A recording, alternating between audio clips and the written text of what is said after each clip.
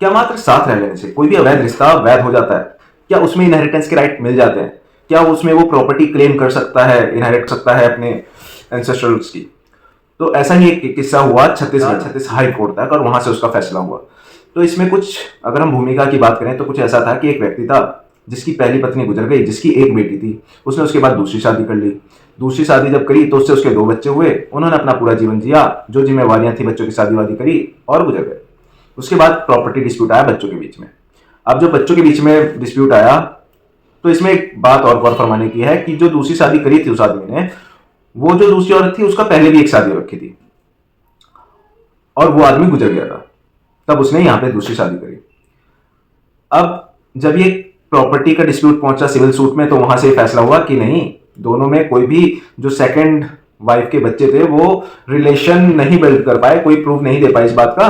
कथित तौर पर उन्होंने कस्टम शादी करी थी, चूड़ी विवाह कुछ होता है छत्तीसगढ़ में, वो तो उसका वो कोई प्रूफ नहीं दे पाए, तो इसीलिए उन्हें प्रॉपर्टी में इनहेरिटेंस का राइट नहीं दिया गया। फर्स्ट अपीलेट ने ये देखा कि रेवेन्यू रिकॉर्ड को वैल्यू दी और उसने इस शादी को वैध मानते हुए उसमें फैसला दिया कि प्रॉपर्टी सब में बराबर बंटनी चाहिए। उसके बाद ये मामला पहुंचता है छत्तीस हाई कोर्ट। छत्तीस हाई कोर्ट में कुछ इस तरीके का बयान दे दिया दूसरी पार्टी ने, जो सेकंड वाइफ से बच्चे थे, जो कि इस पूरे केस का ही बेस हिला गया। उन्होंने ये मान लिया कि जो वो कथित तौर पे कस्टम चूड़ी विवाह की बात कर रहे थे, ये जो हुई थी, तो उस सेकंड वाइफ का जो फर्स्ट हस्बैंड था वो जिंदा था, वो गुजरा नहीं था। उसके गुजरने के बाद वो इसके साथ आके रहने लगी थी, सेकंड हस्बैंड के साथ, जहां पे डिस्प्यूट चल रहा था।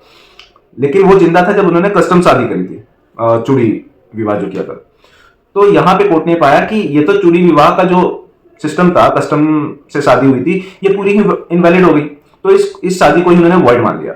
साथ में रेवेन्यू कोर्ट को कहा कि वो एडमिनिस्ट्रेटिव प्रोसेस के लिए होता है और कोई भी कस्टम जो है वो स्टैट्यूटरी लॉज से ऊपर नहीं है, क्योंकि कस्टम में भी वो ये प्रूव नहीं कर पाए। उन्होंने ये बात मान ली कि ये शादी जो हुई थी वो पहले पति के मृत्यु से पहले हुई थी। तो पहले पति से उनका ना डाइवोर्स का कुछ वो प्रूफ कर पाए, ना कोई कस्टम तरीके से ही शादी को खत्म करने का कुछ प्रूफ कर पाए। तो छत्तीस हाई कोर्ट ने यह फैसला दिया कि कोई भी कस्टम स्टैट्यूटरी लॉ से ऊपर नहीं हो सकता और इनहेरिटेंस का राइट जो है वो सिर्फ रिश्तों से आता है, वो सिर्फ साथ रहने का राइट नहीं मिल जाता किसी प्रॉपर्टी से। और उसने ये फैसला दिया कि प्रॉपर्टी जो है सिर्फ पहली पत्नी के जो बच्चे थे उन्हीं के पास रहेगी, वो डिवाइड नहीं होगी।